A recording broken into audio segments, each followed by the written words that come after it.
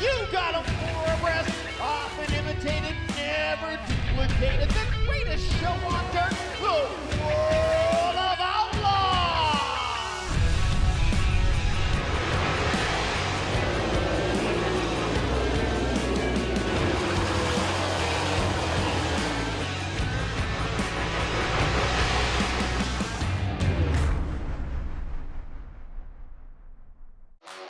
We're crowning a champion at Creek County. They rub bumpers into turn number one. Dives it down. He's going to slide across the nose. Those two are going at each other. Swap spots again. They're side by side in the line. Four wide on the four. Oh, my goodness, race fans. Only the best go three abreast with the American Sprint Car Series.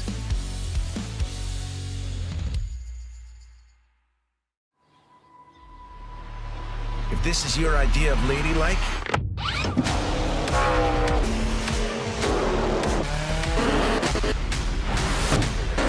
you're gonna fit right in. Join us at Toyota Racing.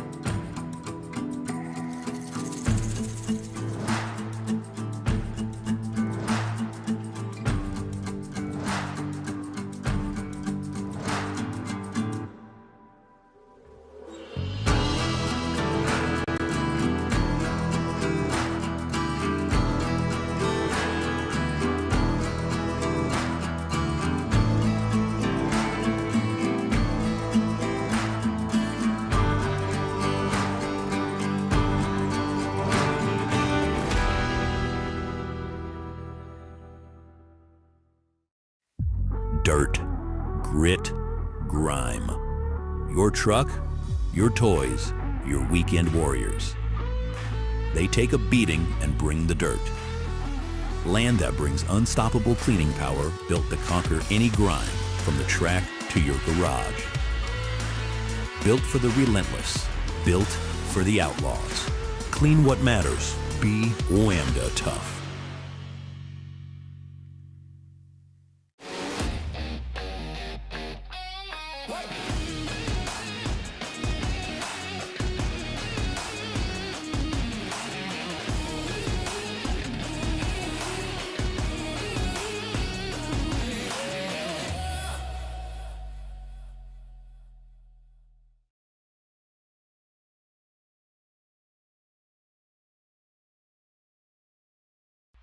We talked last year that this championship came down to what would have been Dirt Car Nationals. 3/4 modifieds at Volusia put on just as good a show than Dirt Car modifieds. Two things that you just had to do was like just get inside the gate and don't stop. And that's what I did. Some of the West Coast drivers drive like real assholes. I mean, it's just that simple. They have that I don't give a shit attitude a little bit when they throw their car in the corner. You hate to see that to anybody, but you know, if you're gonna be dumb, you gotta be tough. Welcome here to the dirt track at Charlotte Motor Speedway for the live edition of Pitbull here on DIRTVision. We're so glad to have you guys here joining us. A beautiful weekend on tap for World Finals. A packed house already. It's great to see so many fans joining us out here in the Midway. I'm Hannah Newhouse, of course, joined each and every week by Connor Wade and Nick Hoffman on Pitbull, and of course you can watch that. But we've got a special guest joining us for today's live show, Mr. Boom Briggs himself, and we've switched out the Busch Light already for a nice cold NOS energy drink. It was very on brand for you, Booms, that you showed up with your beverage, but we switched it out. Did Nick influence that? Yeah, you know, Nick's got to be my buddy this year, and I'm here to support who supports him. I'm a little scared to see what Boom be like on NOS. So I've been around him enough when he's drinking, and on NOS he'd probably be a whole different person, be on the chip all the time. You know, they always say not to like mix alcohol, like if you drink beer, don't switch to liquor right after that. Well, Boom's on beer and nos, so I don't even think we want to know what kind of combination that's going to lead to over the next hour. Yeah, but you guys wouldn't let me bring my Busch Light up here. That is true. Next time we have you up here, we'll have a nice little cooler underneath the table for you. And I will say, is it a little bit of an honor to know that your name is actually on Hoffman's helmet this weekend? You don't even know this yet. Oh, really? Yes, that's breaking news too. Oh, breaking news. I just broke news here on I just Pitbull. flew up from Florida, so what do you mean my name's on your helmet? Your face is on his helmet. Yeah, now she's bullshitting you. Okay, listen. So I did a Blue Deuce Tavern, which is my bar at my house and my shop, and I did a drink list on the back. And I just took a bunch of my buddies and whatever they typically drank, made a name for it. So I got the Boom Light, which is a bottle of Busch, and that's my menu on the back. I got JD, Kyle Larson, Ricky Stenhouse, kind of all my buddies that show up at my bar, and so I had to add Boom on there.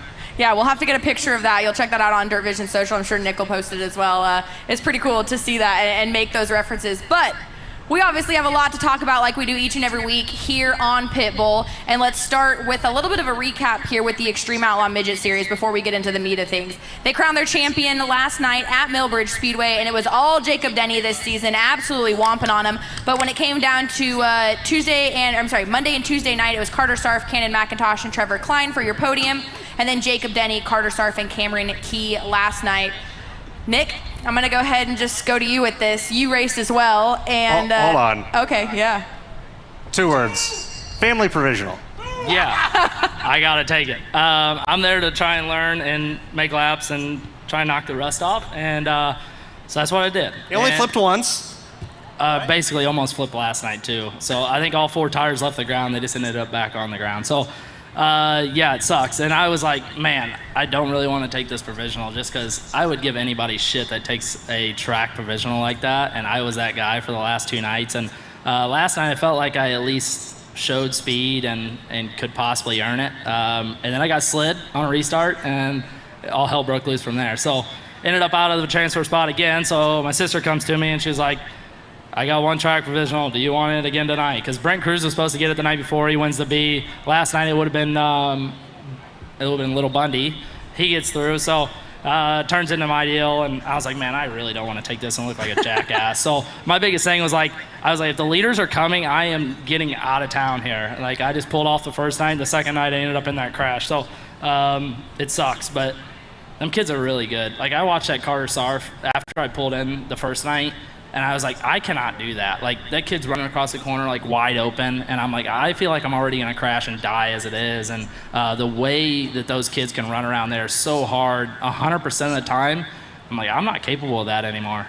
I mean, if you ever get a chance to come in town a couple days early, it's been the last couple of years that we've had the Extreme Outlaw Championship out at Millbridge, just right up the road here.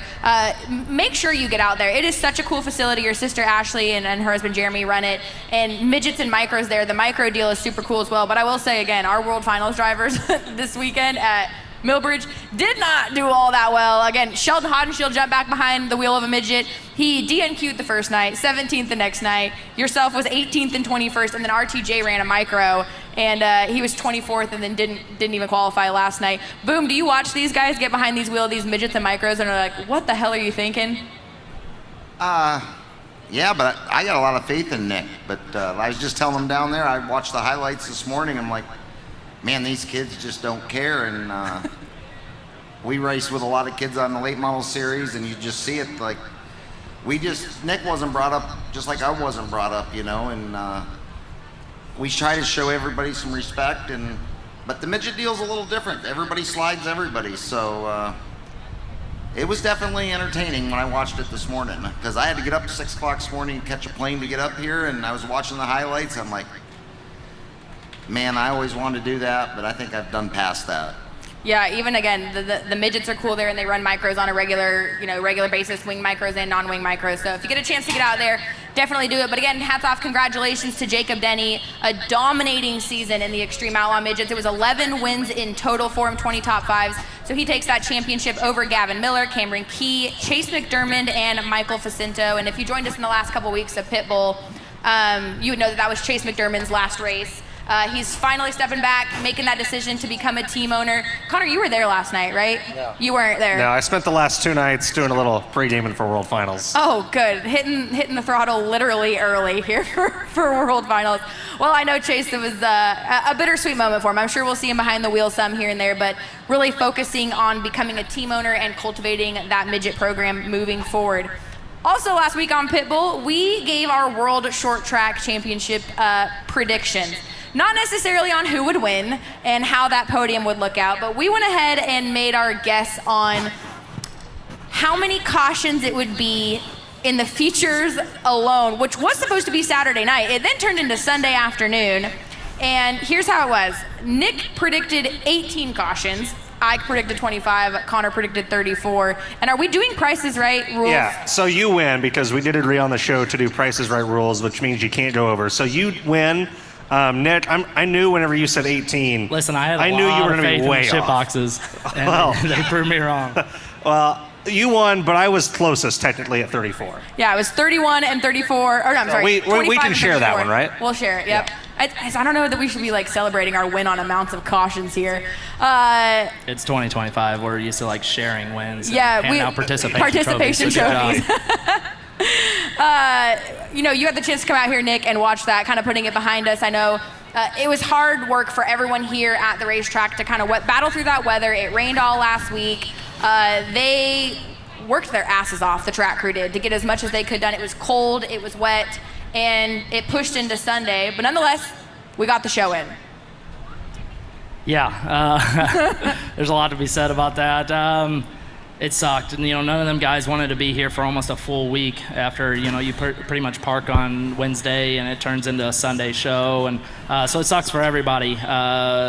Everybody racing, they knew they couldn't get on the track Thursday, it just wasn't going to happen, and just keep getting pushed back. So obviously, man, I'm telling you, 15 years ago, this place used to be like that a lot, and it wasn't from from rain or anything. It was a lot of their own doing 15 years ago, and so I've seen that before here. It's just it sucked because the week before I was telling everybody how good this place was when we tested here, and it was almost perfect, the best probably I've ever seen it. And then it rains for 3 days, and they had a disaster on their hand they're trying to work through, and definitely makes it difficult for them. So I did see some pictures of this place yesterday. I haven't walked up there yet, but it looked really good. The sheep's foot holes were only probably an inch or two deep versus they couldn't even get a sheep's foot out here last week. And so I'm at least optimistic about the next couple nights. I feel like, it's not going to be near as bad as what they had last week, but and we got a lot of sun and it's pretty hot here today. So last week they were throwing a curveball and it sucks, but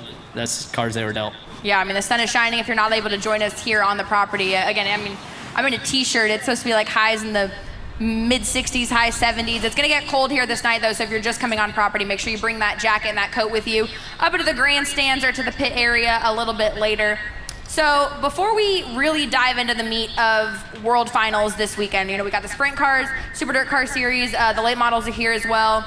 Boom, I want to talk to you a little bit, okay? Because you're a busy man. You're a busy man before we even start talking about 2026. It started the year off with us sitting in the DIRTVision studio, and I'm getting pictures of you in a grader at Volusia. Wow, it was actually a bulldozer. Even better. A bulldozer at Volusia. Of course, you have got your team, you've got your cars you're running occasionally, you've got McCready driving for you. You are a busy man on top of running a business. I mean, do you ever stop? Actually, the last 3 weeks I have, got my wife down to Florida where we live part of the time, and me and her and a bunch of friends from Florida went to Costa Rica, and honestly, I was a little bit nervous because I didn't think I would enjoy it, and man, I can't wait to go back there. That's a beautiful country down there. We went out deep sea fishing, and I actually had an awesome time. So yeah, last 3 weeks I've kind of relaxed, but back to Volusia, we were there racing, and we all know how that place was a little compromised last year, and I won a heat or run second, I don't remember, and they interviewed me, and the only thing I said is, I'd like to see this place a little bit wider. We need to pack it down, we need to quit tilling it.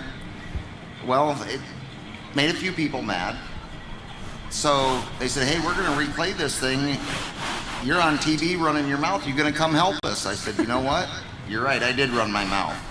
So Monday night when the sprint cars were done, I started on a bulldozer, and Brian Carter was there with us all 5 days, and I learned a lot that week about World Racing Group and DIRTVision and everything, just being with Brian, and I'm anxious to go back. And like next week, when we're done here at World Finals, banquet's over, I'm taking Timmy. We're going to go down to Volusia because they have an open test down there on Wednesday, and it'll be the first time a true late model's been on it. So I've seen a lot of videos. I mean, I think we're going to see the old Volusia with the black dirt.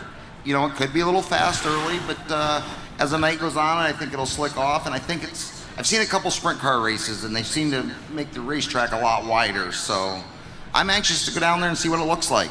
And the Rudiman's right around the corner as well, which of course you can watch that on DIRTVision with Volusia being a part of it. Being down there to put eyes on it, Nick having the modified knowledge that you do, do you expect kind of a great result then with what we've seen and the improvements at Volusia that we'll have a good Rudiman in store? Yeah, I think so. The racetrack has looked really good. The videos that I've got to watch, and the Rudiman race, I think will be a good testament of what we're going to have at Speed Weeks next year. Obviously, still narrow tires. Those sprint cars and late models, when they get on it, it's a little different animal, and especially when you get those Outlaw, the World Outlaw sprint cars out there, I feel like it's a whole different deal. But I think it does look really good. The dirt throughout the years has gotten a ton of sand in it and got to the point where it wasn't great for any of us, so finally they were able to get back to that dirt that they had. I believe Broom can talk about this a lot more than I can, but it's the original stuff that we used to have 10 years ago. And that place used to start off, Mach speed. If you had 1,000 horsepower, you could use it. And then after heat races, you better be putting restrictors in. It's the slickest thing you get on. So I really enjoyed those years of Volusia. And then now we just got stuff that just kind of blows across the racetrack. So I'm excited to get back to it, and hopefully it's back to the old ways. Well, I will tell you one thing. We concentrated so hard that week on making sure we got rid of all the sand. Brian was adamant. He didn't want the sand coming back up through this good clay. We probably put an extra 100+ loads on it to prevent that. But I will tell you, by spreading it, there's not a stone in it. Not a stone, not a rock, nothing. And I don't know. I think it'll be interesting. I'd like to see. I'm anxious to go back down there next week and just see it firsthand. I've seen the videos, but there's a lot of effort going into Volusia with Sunshine Nationals and DCN. So I'm hoping this is the best one yet. Don't worry, Connor. We're gonna get to sprint cars here in just a second, but I got one more thing here for Boom. Okay, so you now team owner, driver, bulldozer, track aficionado with the clay, and now race promoter as well. We know, Hendry County was announced for the late model series down in Florida. You kind of got your hands involved in that. But more than anything, a race that's going to be really close to home for you and mean a lot to you. Kind of tell us what we can expect for the 2026 schedule here that you've got your hands in. Well, then another thing I opened my mouth about. But no, we're going to do a memorial race for my dad. He passed away in 2017. My dad was not a showboat. He didn't want to hear his name. He didn't want his picture taken, and he raced Stateline in Erie his whole life, and was a track champion in the 80s, and supported that place. And of course, Chubb Frank and my dad were first cousins, and Chubb took care of my dad. So my dad was a big supporter of Chubb.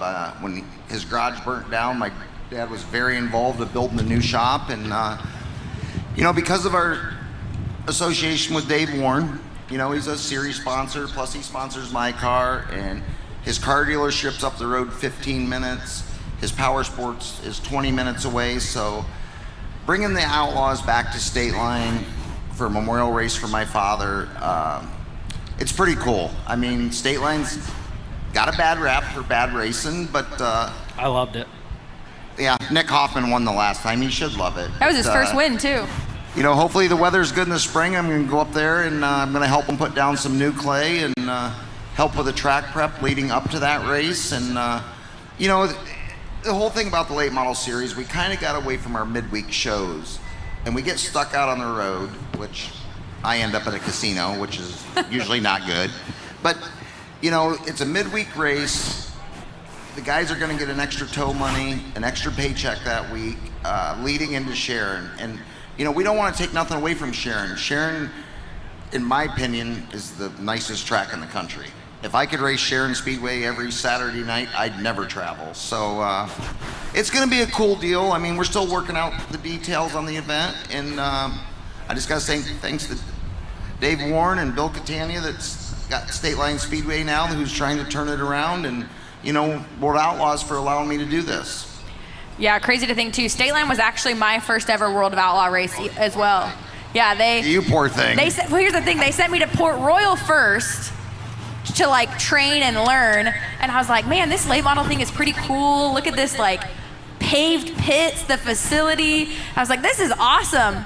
And then everywhere they must be like that. Yeah, right? Everywhere must be like that. And then they sent me to Stateline next. Yeah, well, listen, I know Stateline over the years got a bad rap, but I went to Highland, Illinois this year, and that guy pushed the tires out and it rubbered on lap 10. So I don't want to hear nothing about Stateline. What do you got to say about Highland there, Nick? I got no comment for that one. He talked for me. All right, that being said, we're looking forward to the 2026 season with the World of Outlaw Real American Beer Late Model Series. A lot of new venues on the schedule, as well as some that we're returning to, and really looking forward to them. A lot of the excitement around it. If you're joining us here in the Midway, again, welcome. We are live right now on DIRTVision for Pitbull. I'm Hannah Newhouse, Connor Wade, Nick Hoffman, and Boom Briggs joining us this afternoon. Did you hear who they thought was going to be up here on stage at this time? Did you hear that story earlier in the day? So I did, and you guys will find this funny as well. We had someone stop Johnny Gibson and said, wow, I'm so excited that you guys got Pitbull for World Finals. He's one of my favorite entertainers. I'll be there. And Boom probably doesn't know who Pitbull is. Yeah, Boom probably doesn't even know who Pitbull is. Mr. Worldwide? The singer, Pitbull. He sings Mr. Worldwide, or his nickname is Mr. Worldwide. He sings Fireball, a bunch of others. He wouldn't know. So if you came here expecting to see Pitbull and got Boom Briggs, we're sorry to disappoint. and we're not refunding Listen you. to me. Garth if I'm going to Brooks be and up Brooks here and and Dunn. play music, we're playing country music. I'm not listening to that other crap. Yeah, not listening to it. Don't even play it. We told him sorry to disappoint that if you showed up for Pitbull and got Connor Wade instead. So. And Danny Dietrich is on the beach for anyone that's wondering. Can we throw him under the bus? Yeah, I think we should. Hey, listen, I'm glad Connor's here because in the short 2-minute conversation we had, me and Connor are on the same page. We did a lawn. Yeah, me and Connor can go, we got a lot to talk about. Yeah, I'm not even going to crack into that because I already know what they were talking about. But yeah, we are, again, that's the rule. If you're not here for your recording of Pitbull, which we record every Tuesday morning on DIRTVision, and it usually goes out Wednesday afternoon. If you don't show up for your recording, we have every right to throw you under the bus. Nick knows this. He got a Super Dirt Week pick that we picked for him that didn't pan out for him. We usually roast each other on it. So Danny Dietrich was supposed to be a part of the show. We invited him down here. He decided to go to, he's in Miami, right? Yeah. Yeah, he's in Miami instead, which this is just like Miami, so I don't really know why Listen, you would. you do know I flew out of Fort Lauderdale at 11 o'clock this morning to come here for this show. You know, when you were talking earlier too, you said, yeah, you know, we live in Florida part of the year. We go to Costa Rica. I'm like, boom, you're there in life. That's where you are. Yeah. It's listen, I still got to work. Listen, I've been to Miami one time. Danny Dietrich does not fit in. No, I was going to say the same thing. No, he has no business being on South Beach. Yeah, Danny does not give me Miami vibes. But so then we were going to FaceTime him or try and Skype him in for this. We should still call him. Yeah, and we didn't know what we were going to get if we tried to get Danny on a call right now. We know the beverages are flowing. I think at one point you said we don't want Danny in a Speedo to get us off of the air. So, yeah, we'll take Boom instead. Boom's just as entertaining, if not more entertaining. So, let's actually talk World Finals here for a minute. World of Outlaw, NOS Energy Drink Sprint Cars.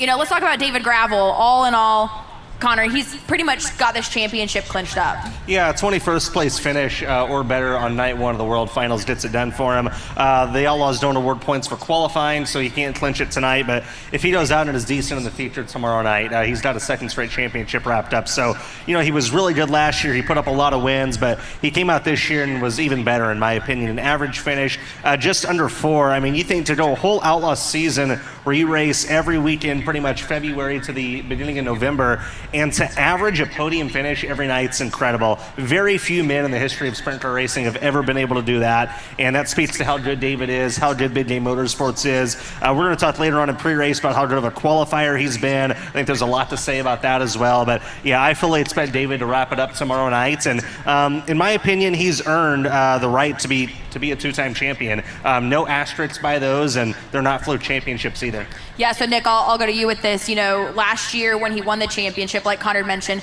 there was an asterisk. A lot of people were saying, well, Brad Sweet wasn't on tour, so that's basically why he won the championship. Then he goes out and has the season that he has this year, dominates the top 5s, the top 10s, the podiums, I mean, and obviously the win record as well.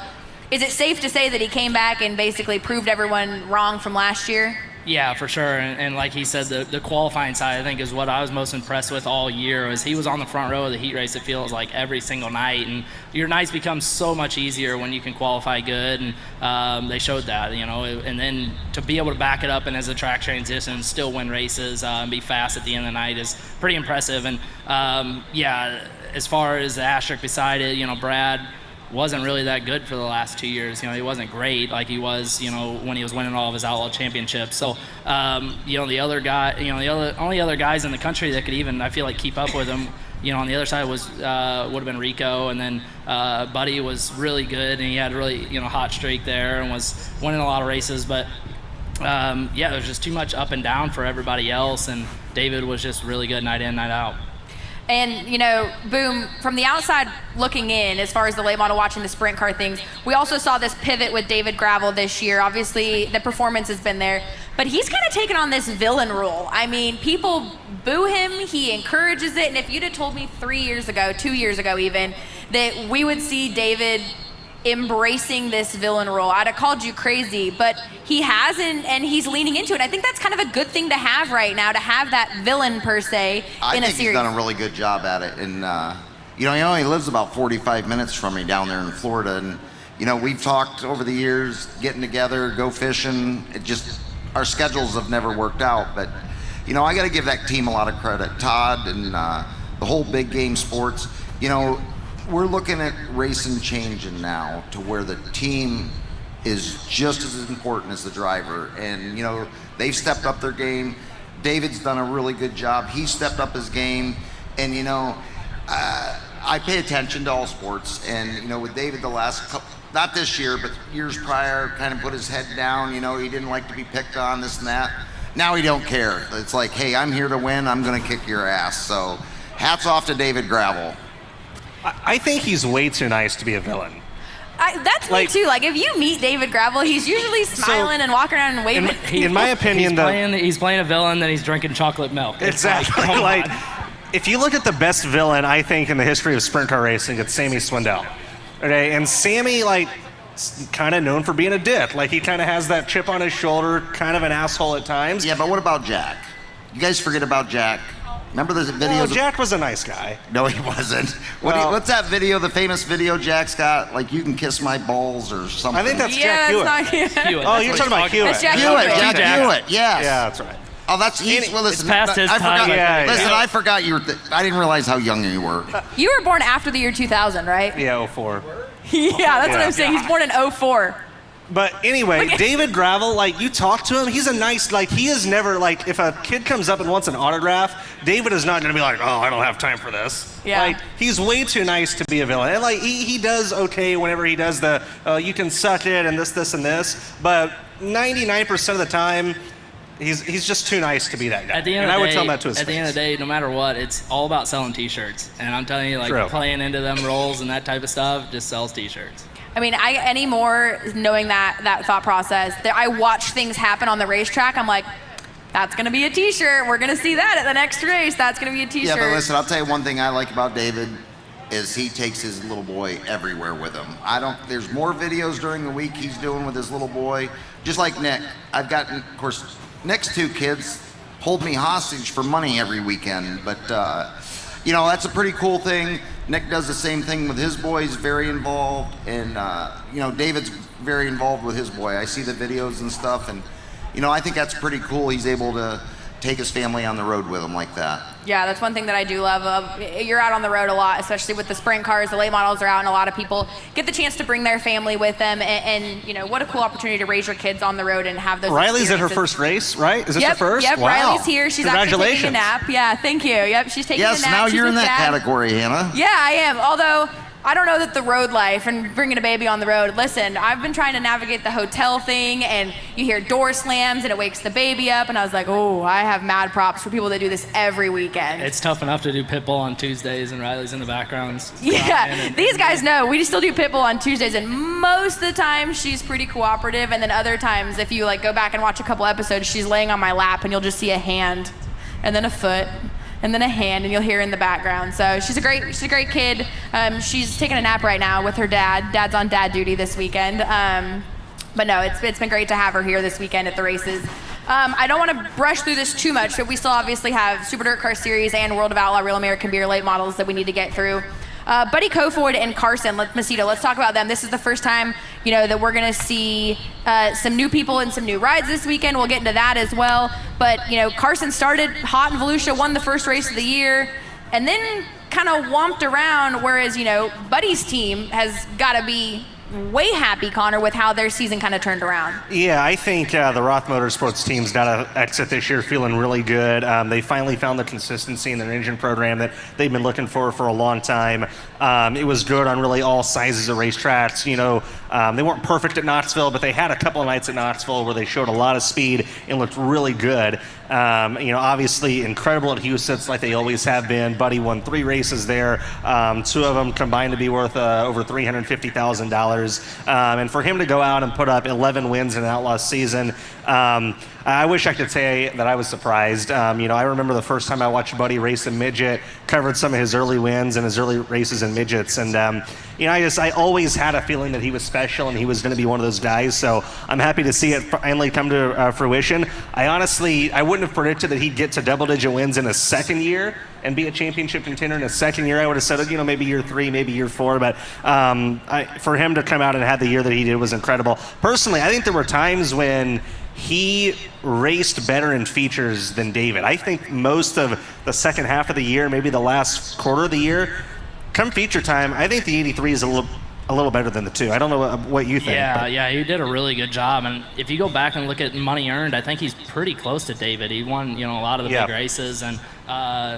did a great job. So I watched him, you know, growing up through midgets, and he was just a different style midget racer though too. He was just really good and probably more methodical than a lot of these kids. And then he got to the sprint car side and he took it on pretty quick. I feel like a lot of guys struggle when they switch to wing cars, and obviously to win 11 races you got to be really good. And he's got a great team around him.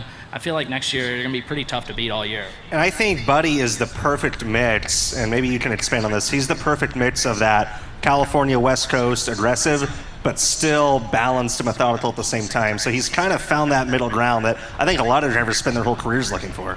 Yeah, and like I said, the wing racing is a totally different mentality, and he's done a great job of just transitioning over to that.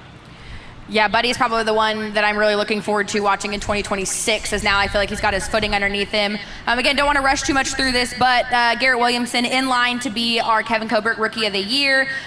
You know, we had other rookies such as Chris Wyndham, Cole Macedo, Schoenberg, Hampton, Skylar Gee, and Connor Morrell. So Williamson in line to do that. And also this weekend, something to pay attention to are some of the silly seasons that are starting here at World Finals, including that of Spencer Baston's here alongside Sheldon Hodenshield in an SMAR car. We'll get a first look at what that team is kind of going to look like in 2026.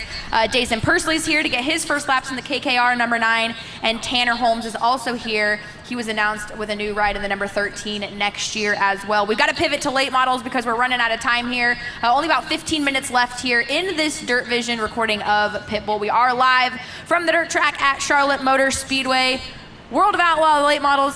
Danny Dietrich texted us, so I'm just making sure he knows that we're having fun.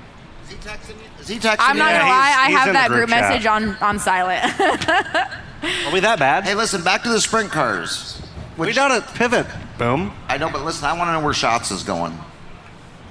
Hey, your guess is as good as ours. I heard you're putting a car together for him, actually. Yeah, I heard Boom Briggs is now going sprint car racing. I'm not going sprint car racing, but he's my buddy, and if he needs help, I'll go and help him. But I think that's life's mystery right now in your world, is where does Schatz end up? Yeah, I mean, Nick cuts tires already for the sprint car team, so I mean, he can give you some pointers. Oh, listen, when we were up there staying with him, I said you just need to have the family team. You know, his sister Deanne's got 4 kids. They can go on the road with him, so they can go back to the family team, get all the nieces, nephews, and he can be back on the road. I still think Briggs Transport 15 has a great ring to it. Yeah, I don't think so. All right, I got Tim McCready, that's enough. Let's talk some late models going into this weekend. For the most part, statistically, it's pretty locked up with Bobby Pierce clinching that title. He has to finish 16th or better on Thursdays. In the grand scheme of things, his season has had less wins than previous 2 title runs, but man, he's been consistent. Looking at his season this year, you know what, Nick, I'll start with you on this because I know obviously you wanted to find yourself in contention. The stats, Bobby's pretty much got it. Where could your season, I guess, have gone a little bit differently, or Bobby's needed to go differently for this to maybe have panned out a little bit different? Yeah, I don't know. Just wasn't good enough every single night, in and out. There's just a couple racetracks I knew I would struggle at, and I showed that. And so I mean, we were able to get 5 wins again, and feel pretty confident in this weekend to be a front runner. But it sucks. Last year I at least had a shot. It was a 3-way shot of me, Sheppy, and Bobby, and I broke a rear end on Friday night here. So. It sucks to not have a shot at it, but it's also nice to know that I can't fall back to 3rd either. So we still got the Coleman Farms Cup deal that we could win that, and it's a little extra payday. But at the end of the day, you're still chasing the overall title. And I finished 5th my rookie year, and then 3rd last year, and 2nd this year. So we're only churning upwards. Now, Boom, I think this has been what we could call a more professional season for Bobby Pierce, because in previous years, he was either in victory lane or in the fence. Like, that kid was up on the fence all the time, blowing the deck out of it to win, which was great because a lot of others were not willing to get that aggressive. And so we either saw him racking up wins or ended up in the pit area. And now he's been able to reel it back in a little bit more and be more consistent. Are you seeing that as well? Oh, most definitely. And, he's figured out that if he's got a bad night, he's still going to finish. And like you touched on, it was either win or crash, and now he's got to where he's finishing. But, Bobby's done a good job this year. I mean, he's transformed big wins on the other series. Bobby's on his game right now. And, his dad, we joke around all the time. We told Bob Pierce he needs to come work for me and McCready because we'd be the old guys. But, no, Bobby's definitely done a better job this year, and he's going to win a bunch of races but he's learned how to finish now. One thing I'm going to say is, there's people on the internet or whatever that obviously get pretty hot on the keyboard, but they say the World of Outlaws is easier, this and that. And I'm like, listen, we have to deal with Bobby every night, and then when Bobby goes over and races any crown jewel or whatever, he's in contention to win every single night. Let's go back to Cedar Lake. We go to Cedar Lake, all the Lucas guys are there. Tim wins the first night. Ryan Gustin wins the final. These guys, these series are more equal today than they have been in a lot of other years. And we pick and choose, obviously there's a couple of those guys that would love to come over and race with us, but they don't want to deal with Bobby or Ryan or Shirley. Well, even you. I mean, Nick, whatever, you picked the pace up. You're so much more consistent. You got your 5 wins, and you might get another win this weekend. We split ourselves up for a reason. Yes, exactly. And that goes back to the Henry County thing that there's some naysayer keyboard warriors, but we've got to be able to keep both series healthy. And we have to. We can't have one series. But the transformation of guys going over and winning other series races shows you how good this series is. Yeah, say, listen, I don't get tow money or payout at the end of the night with that, but it really helps me as someone that helps promote the series to not be in April and be like, well, technically there's 30 cars still signed up for both series. We can really hone in on our drivers. Well, that's just it. It's been going on for years. The guys don't get show-up money till April, May. Brent Larson just told me he didn't get nothing till July this year. That's not healthy for a series. The guys need to leave speedways. Us as racers have created this where you're allowed to sign up with both series, and then whether it's scheduling, a lot of times weather in March, we get cancellations, but we got guys collecting paychecks on both series and only intend to run one. So there's some positives with this extra race in Florida that it keeps some other teams on tour on both series. Yeah, and they obviously Steve asks all of us drivers, all Platinum guys, what we think about this and that, and this Hendrick County, I know absolutely nothing about it. I've seen a couple pictures of it, and that's literally it. Maybe Danny can go check it out for us while he's in Miami. Yeah, he's very close because it's damn near Miami. So, I know nothing about it. But Steve would ask me like, well, we could go here in Georgia, or we could go back to Boot Hill, or we could go, somewhere in Tennessee. And I'm like, listen, my guys and like me, whatever, if we're going to be in Florida, just schedule another race in Florida. We'd rather spend our, the next week in Florida than having to travel, where probably it's going to be cold or something. So for us, it makes more, logistical sense too, to go south and just get another race in. You do know it's the southernmost dirt track in Florida. The southernmost dirt track. We're damn near Key West, I feel like. Yeah, Boom knows a little something about Florida. So yeah, excited to see that pan out in 2026. We're going to keep going here. Less than 10 minutes left here in this live recording of Pitbull. Ryan Gustin right now finds himself in a pretty solid battle between himself, Tim McCready for that battle in third in points. And man, it's been a great season for both of them. Obviously a pretty stout payout difference as well. Also, Rookie of the Year, we thought it was going to be a wildly tight battle at the beginning of the season. It was Drake Troutman and Ethan Dotson, but Troutman has pretty much walked away with that Rookie of the Year title for the World of Outlaw late models. We've watched him obviously over the last couple years. I'm just going to stay on you, Nick, for just a moment on that. And he showed up, he won races, he was consistent. He's kind of got the Bobby Pierce thing going on right now, where if he's not, blowing the deck out of it and he's in the fence, he's running up front.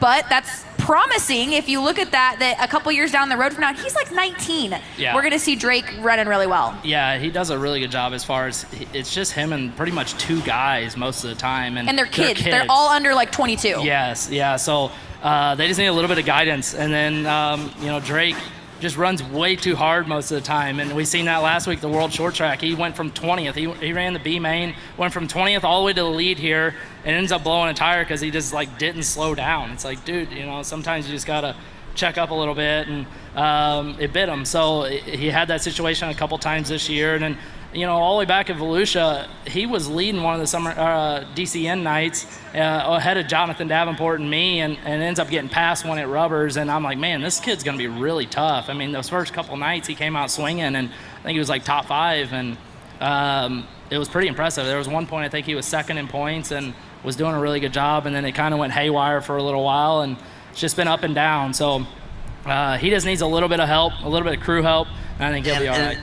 He's got to figure out how to be more consistent. We touched on Bobby.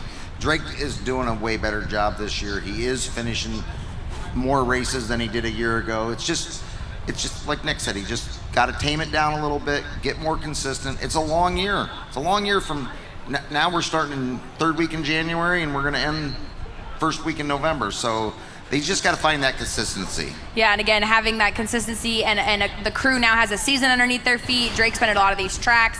I'll be really excited to watch him next year be able to take that step back, not feel like he necessarily has anything to prove, because I think that's when we're going to see those wins start to come and those more consistent finishes. And man, hopefully less bent sheet metal for that team, because Drake knows how to get on the hammer. All right, let's transition though to the Super Dirt Car Series, who's also here. When we came into this season, we all kind of made our predictions specifically on Pitbull, and it was just a safe bet to say Matt or Matt, right? Matt Williamson or Matt Shepard. And it's looking like this could be the first time in like 5 or 6 years, easily if not more, that Matt Shepard is not going to be on the podium in points. 2008. Is that what it was? You were 4. Yeah, I was. That's a long time ago. Yeah, so you must do a lot of reading then. Yeah, it just has not been the season that he wanted to. On the flip side of it, though, Nick, Matt Williamson, I mean, has just been dominant, even outside of Super Dirt Car Series. Well, listen, that goes. It's like we've touched on. It's about the team. I mean, yes, they call him Money Matt for a reason, but Matt's doing a good job. But he's got a good base of different team owners he's driving for, different crew. And they all work together as one team. So it's back to the team. I mean, Matt's got a good base team right now with no matter the 358, the big block, the Friday night stuff he runs in somebody else's car, but they all as a team work together. So yeah, he's done a really good job this year. Either way, Matt Shepard is really good here. So if he sucks this weekend or struggles, it'll be a huge surprise. Like something's just way off in their balance or their program or whatever, because throughout the years, he's been really good here. So it'll be interesting to see how he wraps up his season to try and get him a little bit of momentum going into next year, because I feel like they're probably pretty down on themselves right now. Well, I mean, he's good here, but you look at even the last couple of years and wins, right? Matt Williamson's also really good here, and you know who else is good here? Alex Yankowski and Alex Payne, who also find themselves in the top 4, top 5 in points. And you know, and I hate to say it, but honestly, if you go back over the last 2 or 3 years, and for whatever reason, the big blocks here at Charlotte usually put on the best race. I mean, their cars are able to move around a little bit better than the sprint cars or late models, but the last few years, the big block races have been the better races here. And I feel like we talk about this on Pitbull every once in a while in regards to, and I don't want this to be taken wrong, but what's the best support class to run with your series? You know, we as late model drivers like when we have a sprint car there because it widens out the racetrack for us. I'm sure you guys have a preference of what you run. And for some reason, the big blocks here are like that sweet middle ground. The late models do what they need to do to the track. The sprint cars go out there and widen it out, run up top, and the big blocks almost benefit the most. I agree, yeah. I think you're right. They do. I mean, they just seem like they can move around better here. The air doesn't affect them as bad as it does the late models or the sprint cars. And of course, they're on a different tire combination than what we're on. But the last couple of years I've paid attention, they put on a better race. And it doesn't seem to matter if they go first or last. And correct. Late models do better if we go first, but yeah, like for them, they just got less mechanical grip and downforce than what either series has, you know. So they slide around a lot more, and they're able to widen the racetrack out. So the upside to the sprint car side is they can typically get up higher on the racetrack and gets that cushion further up the racetrack and closer to the wall. So that helps us, you know, for the late model side to widen us out a little bit. But then they get out there and they kind of run all over it. And I've only got to drive a big block one time, but I'd really like to race one here or even Volusia. I feel like they'd be really fun. Yeah, Boom knows some people. Yeah, Boom knows some people with some big blocks. He's up in big block territory up there. All right, well, you know, we talked about the next generation of sprint cars, and we just want to touch on this really fast, which kind of being, you know, your buddy Kofoids and that stuff, your Drake Troutman's kind of the next generation here that we've watched come up through late model series. We went from the Matt and Matt to the Alex and Alex Payne and Alex Yankowski. And, you know, just to kind of conclude your thoughts here, Connor, it's been fun to watch them. And realistically speaking, you look at them, and that's the next generation of Super Dirt car. Yeah, for sure. You know, Alex Payne stands out to me. I think he's the only big block guy that runs Bilsteins, and I know they've developed that program for a couple of years. So the fact that you can be the only car in your sport on a specific shock package and be so good, I think that's really impressive. And Alex Yankowski is really, I mean, he was a championship contender this year. I think he's close to winning one. Yeah, well, we've enjoyed having everyone here. Once again, thank you, Boom, for coming up. Hey, do I get to do this again? Yes. Absolutely. Yeah. Nice meeting you, by the way. Hey, I watch you every week, but yeah, I like you. Me and you got a lot of talking to do. We'll make this a more regular thing. I think Boom fits in just fine here with Pitbull. And again, we're so glad to have everyone. Yeah, I don't know. I feel like I got a good shot. These 6 laps that we're about to make here tonight is pretty damn important. Oh boy. And Boom did open this NOS. If you joined us at the beginning, he was holding it up. That is open. He has been sipping on it. Oh, it's gone. So Nick, you're gonna get to see what Boom looks like on Busch and NOS. He treated it like a beer. He got the bottom of it. Yeah, you can see the bottom. All right, stick around and join us here once again on the stage, right behind the grandstands here at the dirt track at Charlotte Motor Speedway. We've got pre-race coming to you live here from the stage. But for now, I'm Hannah Newhouse, Connor Wade, Nick Hoffman, and Boom Briggs. That's all for Pitbull. We'll see you next time here on DIRTVision. MD3. The most advanced body panels on the market. Aerodynamically engineered, manufactured from the highest grade and lightest weight materials, tested tough for optimum performance. The highest quality and most durable products you'll find anywhere. Our products help racers around the world reach victory lane. Winning never looked so good. MD3, the #1 body choice for top dirt racers.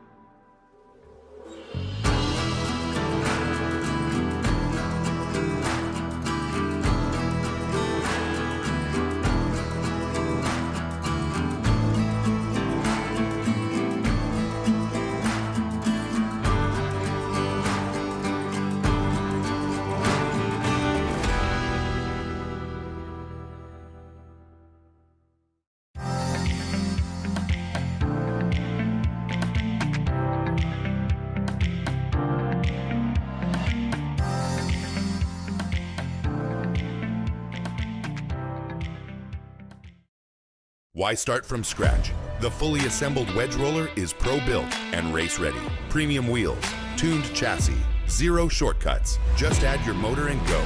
Order now at wedgecarts.com. Get the wedge edge. Race fans, welcome into the DIRTVision studio here in Concord, North Carolina. We will get back out to America's home for racing in just a few minutes, but let's recap how World Finals Week has started. For the first time in series history, the Extreme Outlaw Midget Series presented by Toyota kicked off World Finals Week with 2 nights of racing at Millbridge Speedway. It was the first time that the Extreme Outlaws closed their season in their home place of Salisbury. The Shark Carter Sarf began the week with his 2nd win at the bridge in as many seasons before the season finale last night brought the 23-race campaign to a close. Green flag is out. Let's do it.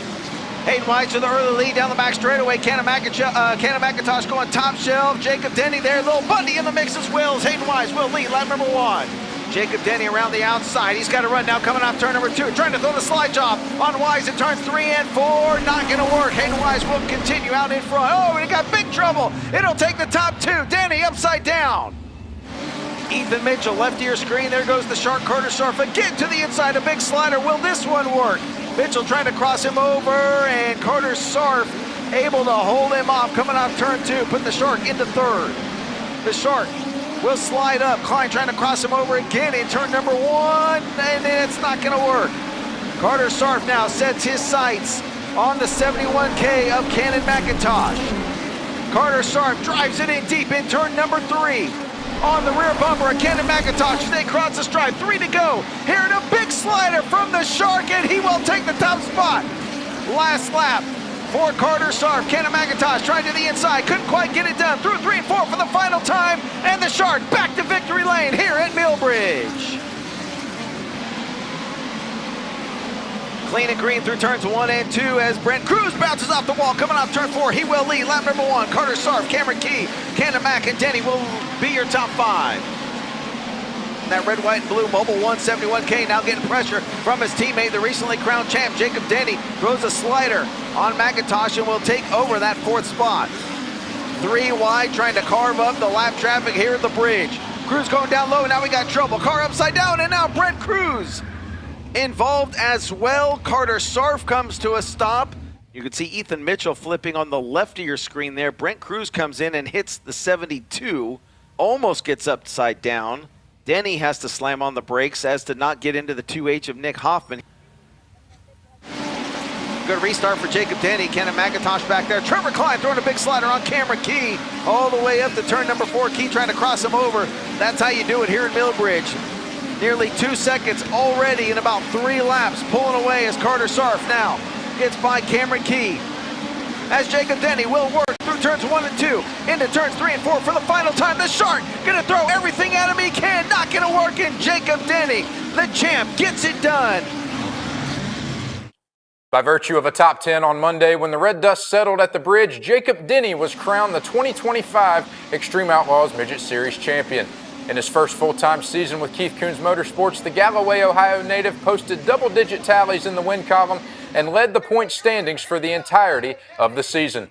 We caught up with our champion earlier this week, and while he's happy to have his hands on title number 1, like most champions do, he is already looking ahead to potentially claiming his 2nd championship next season. Last year, this time, I wouldn't even have thought I'd be in contention like I was this year. So I'm really thankful that everybody took a chance on me last year, coming into this year, and that I'm able to be in the position I am this year. Probably how many races we won at tracks that I've never been to. I was kind of nervous coming into this year just because most of the places we went to I'd never been at, but 9 of them I won at. So luckily that worked out. I got to thank Caleb for that one. I feel like all year long, the car was always the best, so I'm just happy to be where I was at, and that helped me out a lot at all those tracks. Yeah, last year I was real nervous because that's like the biggest, the coolest team, biggest team in the pit area. So I was pretty nervous those first couple races, and I didn't know that I had anything for this year. I had nothing at all planned, so I was kind of going into it kind of blind and hoping that something came out of it, and yeah. It was definitely learning a lot the first couple races last year, and then now this year I kind of just got comfortable, and me, Tanner, and Caleb, and Grant all work real well together, so it makes it a lot easier. Everyone's there to help each other, and that's what really helps out, especially if you have like a night like Peevely, we blew up and everyone came in and came together and helped us get the backer car ready and fire it off and get everything ready, and then we ended up winning that night. So just the group effort and everything's very in order, and you never really have anything go wrong. So that's big key to winning a championship, is not having anything go wrong. I think Peevely and then PA was a big one, especially for the points. I was like 70 points going into there, and then we left, we were like 100 something, so that was big. Just the consistency, because I had been there in the middle part of the summer. I'd either win or I'd run night. So those couple races right there really helped out with the points deal. What's the future hold for Jacob Denny? Same thing next year as I did this year, and hopefully we can get another one next year. That will do it for our coverage here in the DIRTVision studio. To all of the supporters of the Extreme Outlaws and for those who are watching, we will see you in 2026. On the other side of this break, we'll send things back to the dirt track at Charlotte to Dave Reef and the crew. Ladies and gentlemen, your 2024 World of Outlaws NOS Energy Drink Sprint Car Series champion, David Gravel.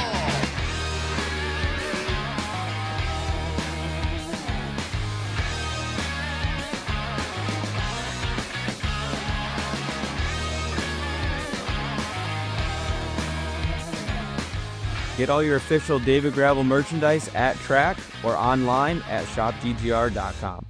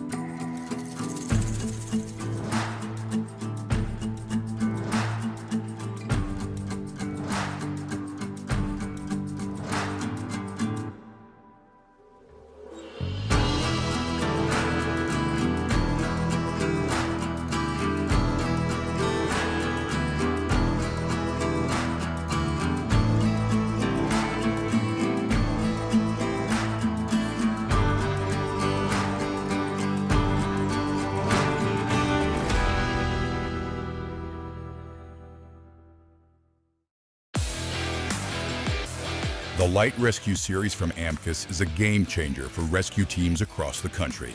AMCUS engineers listened and made changes based on the feedback of those in the field.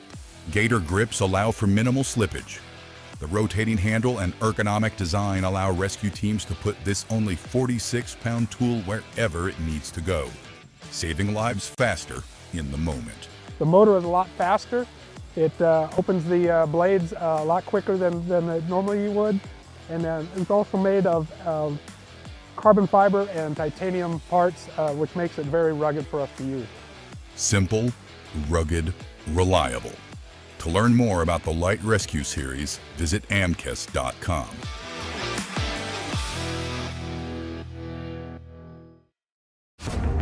Every lap, every race, every bit of paint traded for every hard-fought place.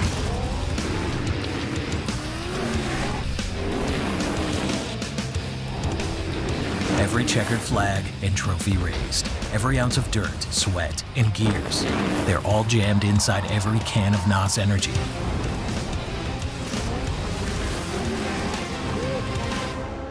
Go ahead, open up a can. This copyrighted DIRTVision broadcast may not be retransmitted, reproduced, rebroadcast, or distributed in any form without World Racing Group's written consent.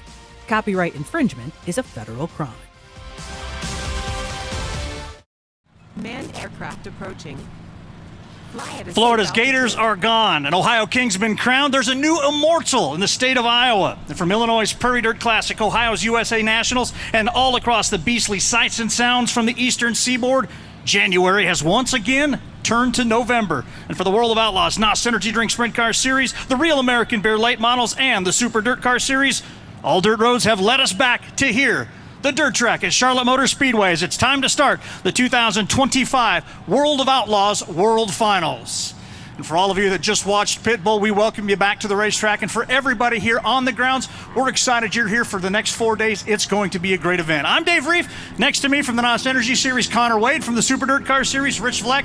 And out there on the end from the Real American Beer Series, it's Ashton Smythe. We're going to break it all down. But guys, can you believe we have made it once again so quickly back to Charlotte? It's hard to believe. It feels like we all just flew down or drove down to Florida a couple of weeks ago. We've all had long seasons that felt really long at times. Other times they feel like they go by in the blink of an eye. But hey, we're here, and this is a great celebration of, multiple different divisions and, multiple different champions, multiple different big race winners all into 1 week. And this is a really fun environment. And it's coming right off Oswego for you. Wow, Super Dirt Week in the rearview mirror coming here now. Exactly. So you had the biggest race of the year a month ago for the Super Dirt Car Series, and now you come here, it's 3 big shows, 4 big nights, and the drivers get to go out with a bang. And I think that's really the key thing, and that's why there's so many cars here today. And Ashton, it's your first one, so this has got to be really exciting for you. I'm so excited. I was here last year just as a fan, only one day, and something that I've been looking forward to ever since I started working in dirt racing is seeing the 3x4. Guys, I've never seen that before. I've heard the hype, and that's really going to be cool for me to Friday night, experience. you're in for something. I'm so excited. Well, let's get right to it, because we're already getting close to hot laps beginning for tonight's 2 qualifying sessions. And Connor, let's start with you with the World of Outlaw NOS Energy Drink Sprint Car Series. It's pretty simple if your name's David Gravel. Well, there's 2 terms that have been synonymous in sprint car racing, especially with the World of Outlaws this season: qualifying and David Gravel. He's put together, in my opinion, the best season of qualifying in the history of sprint car racing, and average right around 4th. It's put him on the front row of a heat race almost every night. That's why he's the point leader by 150 points. That's why he's ultimately going to win a second championship this week. We'll take a look at some of the David Gravel's better moments this year, and he's had a ton of them. A season that actually got better from a year ago. I heard you on Pitbull talking about how maybe there could have been some woulda, coulda, shoulda question marks last year that have been answered exclamation point this year. Yeah, absolutely. He's been even better than he was in 2024, and he's had to beat the second and third best drivers in the country in Buddy Kofoid and Carson Macedo to get there. So I think it's incredible. 16 wins. He really wanted to get to 20. I think in the back of his mind, he still hopes, hey, maybe I can get to 19. That'd be close enough. But incredible stuff from David Gravel. Cody Jacobs told me once earlier this year, we're close to world domination, and they seem to just be getting closer and closer to that by the race. I'm not going to argue with it.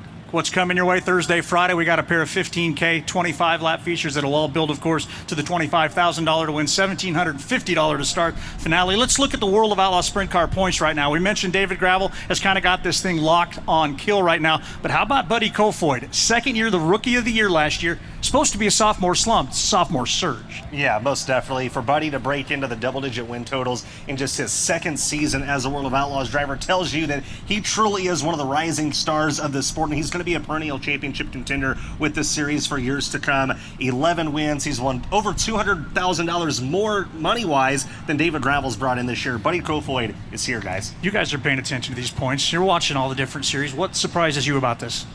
Well, Buddy Kofoid is no joke. We know that. You say sophomore slump, it's like, man, year 2 is going to be good. That's what you're supposed to have. Yeah, year 3 and so on is only going to get better. You talked about the number of wins that he had and how many shows that he went to where he was purely dominant. Yeah, absolutely. And David Gravel, like I said, the numbers just simply got better. A year ago, 15 wins, 44 top 5s, 60 top 10s, go +1, +10 on the top 5 column, 10 more top 10s. I mean, it's amazing. It really is. It really is. And he and Cody Jacobs, like I said, David said on the Drivers Project podcast last week that there wasn't one single night this year where he rolled out and said, oh, we're just bad. There's always going to be nights, hey, we can improve here, I can have a little more grip here, whatever. But there was not a single night this year, David feels like, that they rolled out of the trailer and just didn't have speed, and that's impressive. And for Buddy Kofoid, this was a guy a couple of years ago talked maybe about losing the spirit, if you will, for sitting in a sprint car. That spirit's definitely there. This guy's a champion just waiting to happen. Yeah, I agree with that. Roth Motorsports, I think, had a lot to do with kind of bringing Buddy's spirit back out. He's a California guy. That's a California-based team. He's formed a great relationship with Dylan Buswell. They've become really incredible friends off the racetrack. They just have that chemistry, that rapport that a successful driver and crew chief pair need to have. So, yeah, Buddy has showed a lot this year. I think they found a lot with their engine program, some consistency out of it that they've been looking for the last couple of years. So, a statement made for sure. And then you got Carson Macedo in third. he might be looking at his 2025 and be a little bit disappointed, and the standard's pretty high when you're disappointed after an 11-win season. Of course, all of those drivers are simply looking up. The driver of the big game car number 2 had a chance to talk with David Gravel earlier today to get his thoughts coming in to what could be a second consecutive championship. Yeah, this is kind of the most stressful night of all of them, just trying to put yourself in position, and if you get on the front row of a couple heat races, it makes your week a lot easier. So we've done a good job all year long and put ourselves in position, and we're just gonna go out and have fun and do our thing, and we'd love to get a couple more wins or a couple more podiums. We've always been pretty good qualifiers, but not this consistently, and just consistently qualifying well no matter where we go out, and it's been a big asset to our race team this year and has made our lives a lot easier. So I don't know by the stats and how much they've recorded in the past, but it's probably got to be one of the best. I don't know by the stats. A year ago, David became the 11th driver to win a championship. If he can do it again this year, he'll become the 6th to do it in back-to-back years. Some pretty significant names: Steve Kinzer, Sammy Swindell, Donnie Schatz, Jason Myers, as well as Brad Sweet. Pretty impressive. Yeah, for sure. Elite company, and I think he's, if he goes on a trend like this continues the trend for a couple more years, he will be looked at as one of the best of all time. And we're probably getting a little bit ahead of ourselves in saying that, but the numbers that he's putting up, the trends he's showing, it's incredible stuff. I think it's a special time right now to be a sprint car fan, to get to witness what David Gravel's doing. An average finish, I just said this on Pitbull, you race every weekend, February to November, to average on the podium. I heard that number. Stuff people dream of. Let's talk about the drivers in 3rd and 4th. Maybe a little bit of a down year for Carson Macedo, and if he just looks over his shoulder, there's a shark nipping at his heels. This is a team that continues to push through the grief of losing Scruffy Allen. Carson Macedo has his hands full because Logan Schuchart, well, he kind of likes this place. Yeah, for sure. Logan's had some good numbers here. Carson also a winner here last year. To talk about Carson a little bit more before we get into Logan, puts up 11 wins, and Carson still is going to be a championship contender, with the Outlaws for many years to come. They've got to clean up the early portion of the season. They were inconsistent the early part of the year. Also got to clean up the DNFs. If they do that in 2026, they'll be back in the championship picture. That could start this weekend. Racing through grief, though. You got to give it to Logan Schuchart and that entire team that continued to push through that using racing as their relief. It's a tough spot when that's all but that's the way racing as well. But like you said, they persevered through it. They've got a couple of wins to show over the course of the season, and the way to finish it out and then take that deep breath when it's all done here at the end of the weekend. These are raw emotions. You're experiencing a lot of this for the first time as a young pit reporter. It's tough. It reaches out and touches you as well, doesn't it? Yeah, 100%. And being able to see the community coming together as a whole around the Schuchart family and the whole Shark Racing team has been something that's really cool to see. Obviously, a very unfortunate for the Schucharts and that whole Shark Racing team. But what's been able to come out of it is what has really touched me. And last but not least, let's talk about settling 6th. We've got a great battle going on between Donnie Schatz and Bill Baylog. Yes, it has not been Donnie Schatz's year. He's still winless. After 28 straight years of putting up wins, Bill Baylog is catching fire at the end. This one's going to be fun over the next 3 nights of racing that begin tomorrow. I think it's a great story, Bill Baylog. I love what he's doing. He's doing it all pretty much himself. Yeah, he's got a couple of guys, brought in Kevin Engel towards the end of the year, but, he's got his own program that he's pretty much, the crew chief of, and, oversees all that. And the fact that he's gone out and won, 3 Outlaw races this season, consistently been a top 10 car, cracked the top 5 a lot, and truly raced with some of the best on a big stage. I think it says a lot about Bill Baylog and his abilities.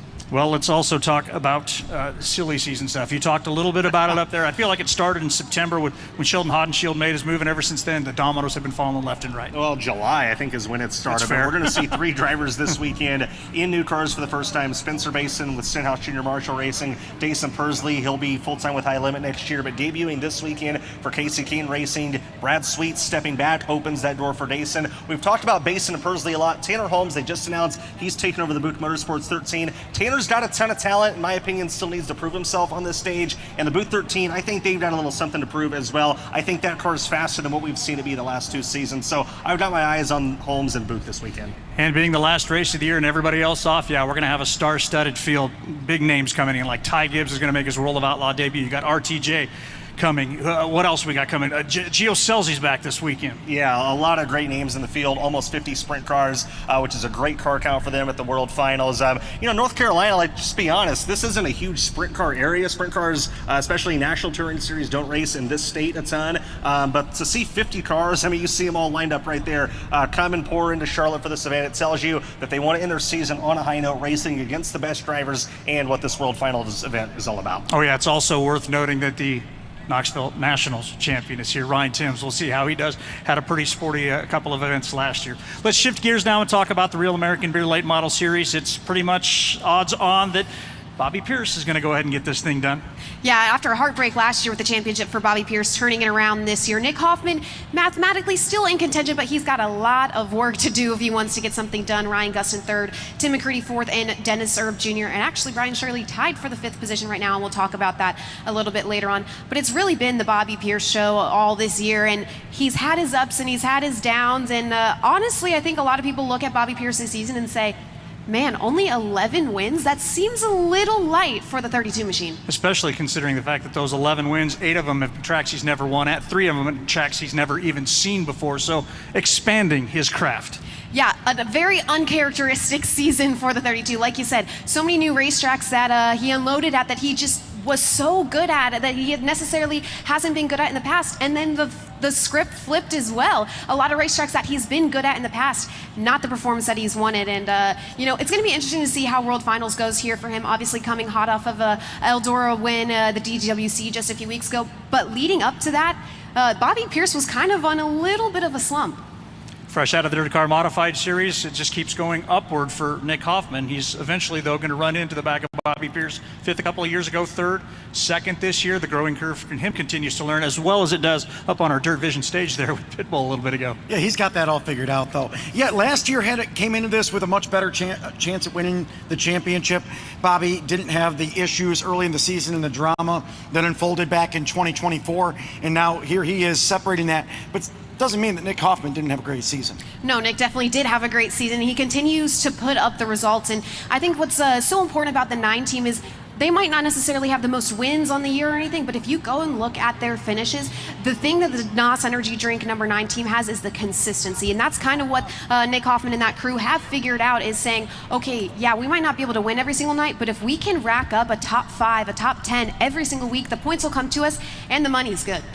Do we realize the fact that if it weren't for a failed tire sample that we'd be talking about a 3-time champion in Bobby Pierce? Yeah. You talk about these things on Pitbull. What's the consensus about that all of these months and years later? I honestly think that Bobby's forgotten about it. He's won a lot of races since then. This year, he's going to wrap up a championship to come after it. So, I'm sure he's going to look back one day and think, oh, I would have won 3 in a row. And who knows, maybe it, depending on what happens the next couple of years, maybe it's more than 3 in a row. But I think he's pretty much forgotten about it. It is what it is. And, he's come out and proven that he's passed a lot of tire tests since then, and he's still winning a lot of races. So I think that's pretty much out of Bobby's memory. He's focused on going forward and continuing to add to the legacy, and he did that this year. As far as the championship scenarios, we can tell you that, he's pretty much there. We're going to go ahead and show you a graphic to show you the earliest chance he can actually do that. You see the current lead, 124, better than Nick Hoffman. He's the 2025 champion, basically has a feature finish of 14th or better. I think he can do that pretty much sleepwalking. So we'll see how that goes. The earliest that could come is tomorrow. But Bobby Pierce isn't going to sweep this year. There's this thing called the Coltman Cup Farm Championship that's going on as well, and it's not him. That is where Nick is at the top of the heap.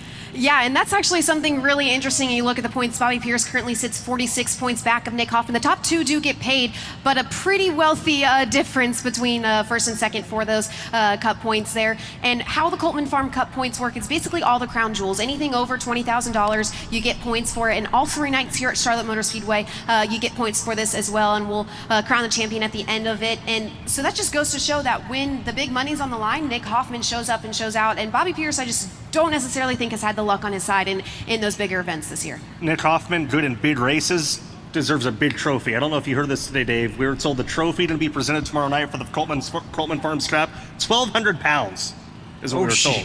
That's not an exaggeration. So we will look forward to that. But this is a category that pays out $225,000 to first place. top 5 positions better than $6,000. It's part of a purse that's over $1 million, saw a 20% increase. So there's some other positions that are going to be up for grabs, and we're talking about $40,000 difference. This is the same equivalent to like a PGA putter. You know, it's $1 million if you miss this putt, and the biggest of which is Ryan Gustin and Tim McCready on opposite sides of the racetrack right now.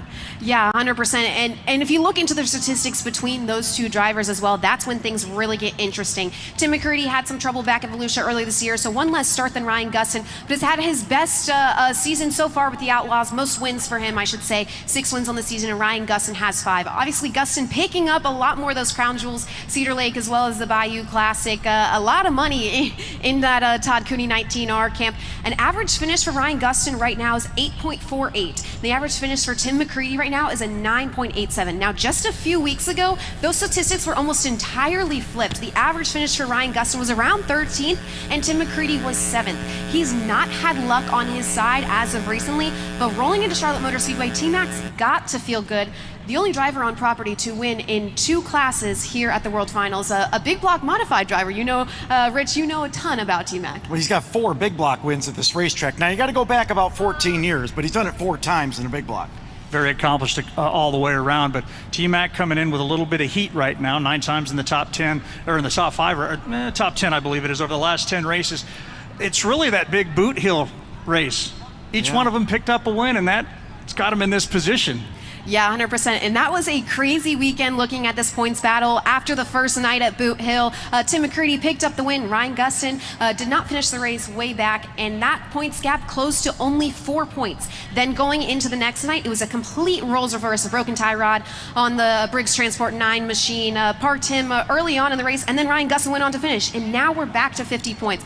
But like I said, Charlotte Motor Speedway, T-Mac knows this place very well, but Ryan Gustin, this is his 7th year on property, and he has yet to finish in the top 10 here at Charlotte Motor Speedway. So that's what's at stake for him if he hopes to get that 3rd position. Now let's talk about the 5th position, because there are actually 3 drivers that you can say technically have a great shot at that. One of them's called the one-man band, one of them's called the Squirrel, and the other one is the Rookie of the Year. Yeah, and what a year it's been for all 3 of these drivers, all having 1 win. But look at the top 5s here. Brian Shirley has 19 top 5s, whereas Drake Troutman has 12, and Dennis Erb Jr. only has 9. But then their top 10s, 23 apiece for Brian Shirley and Dennis Erb Jr. right now, where Drake Troutman just tails that at 21. And their average finish is just about the same, and they've been swapping back and forth all year long. Right now, actually, Dennis Erb Jr. and Brian Shirley are tied in the points, and that's a difference of $20,000 just for that 5th position alone. Dennis Erb, a former champion. Brian Shirley obviously picked up his signature win this year, the Prairie Dirt Classic. He has been in the top 5 9 of the last 10 races, so that's why he is there. And then, of course, Drake Troutman, he picked up that $100,000 modified win to go along with his win at Federated Auto Parts Raceway Park. So Drake Troutman, as we heard Boom Briggs and everybody up on the Pitbull stage say a little bit ago, they like him as a gasser. You know, I watched him on the Hell Tour in 2023, and the kid could not finish a race to save his life, and now he's out there winning races. And even the races he loses, I've watched a couple of them. Volusia was one that stood out to me. Okay, yeah, he lost the lead, but a couple years ago, Drake is blowing the deck out and DNFing. So he's made a lot of steps, and I'm excited to see how he continues to develop. Brian Shirley, let's talk a little bit about him. We asked him about what he's thinking about heading into this weekend. 3 opportunities to put $20K back in his pocket. Business as usual for us. You want to come to the weekend and obviously do the best you can and try and get, obviously we race to win. So I feel like if we come here, do everything we need to do and do our job right. For me, I'm always better worrying about just trying to win the race. I feel like when I'm out there trying to points race, I probably get in my own mind. So I feel like you just try and do the best you can. Obviously, if it was coming down to the last race and you didn't want to do something stupid to put yourself out of a points position, but really you win the race, makes everything a lot easier, and even if you didn't come out on top, winning the race makes up for the difference of not getting the points. So we got to get things worked out in the beginning of the year to where we're not just coming on at the end of the year to create the hole that we've been in to put ourselves in a better position. So yeah, the last couple of years we seem to keep getting the momentum towards the end of the year that gets us back up to where we need to be for a decent finish, but I'd rather be talking to you about winning the championship than finishing 5th. And of course, let's talk about the wild card for Brian Shirley and everybody else in one of these points races is that fact that we've got an entry list of better than 70 cars and some of the best names in late model racing. You just said it, some of the best names in late model racing. Anybody who's who is here at the dirt track at Charlotte Motor Speedway here this weekend. Devin Moran on property, hot off of a Lucas Championship.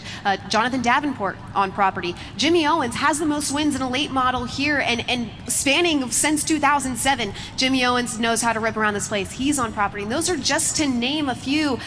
The list is endless, and it keeps growing. And I remember a few days ago, the list was about 50 or so, and then now all of a sudden we have 71 drivers on property.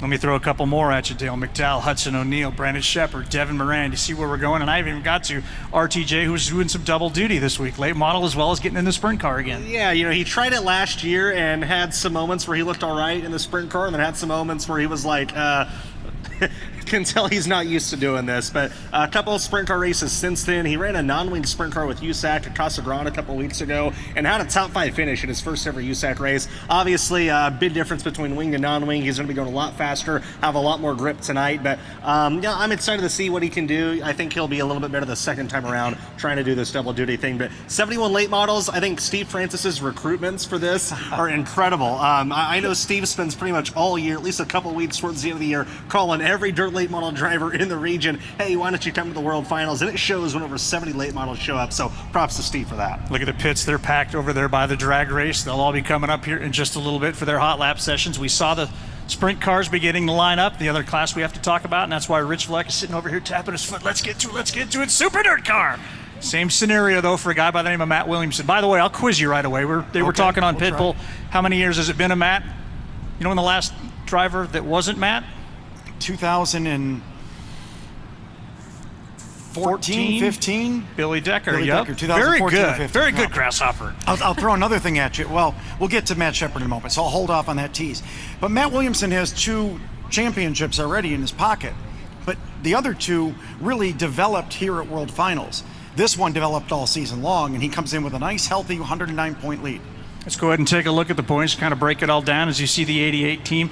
I got the backup car, just a backup car in case they need it coming up here in just a little bit. Maybe they'll even race. Can they race 2 different cars on 2 different nights with 2 qualifying sessions coming up?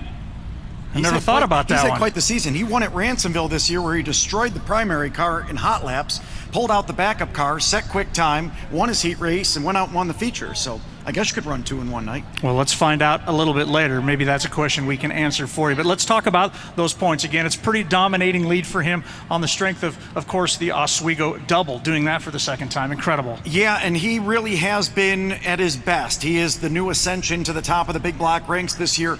You see him 109 points up on the strength of 4 victories. He had more wins last year.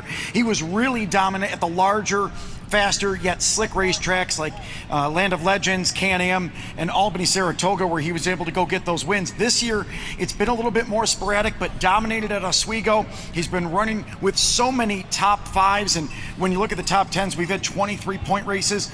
His worst finish is 11th, and the rest were in the top 10. Let's give Alex Jankowski some love, because we're not going to necessarily talk about him right here. He'll get his due over the weekend, but up until July, he was the point leader. And this is his first year running the full Super Dirt Car Series. It really wasn't planned out for him. Went to Dirt Car Nationals, was able to pick up a big Gator trophy, ran the first couple of races, and things are going well. There he is in the point battle up in front, and said, you know what, I'm going to stick this out, and has really been rock solid. Now, he had a couple of races in the middle of the summer at Sharon and Ransomville where he did not finish up in the top 10, and that really set him back to where he just isn't quite in striking distance.